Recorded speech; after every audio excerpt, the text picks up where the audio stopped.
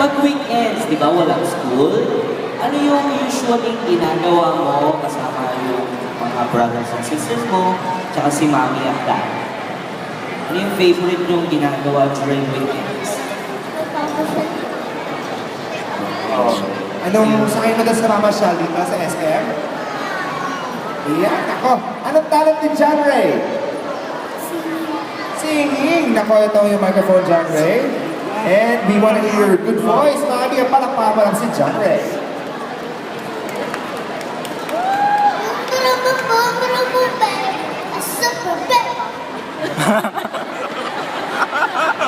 Yun yun? More! Saka, super bass. Maraming salamat, John Ray. Talagang hindi pinaghirapan. Dito ako bababa, John Ray, sa kabila. Maraming salamat. And let's go with number 26.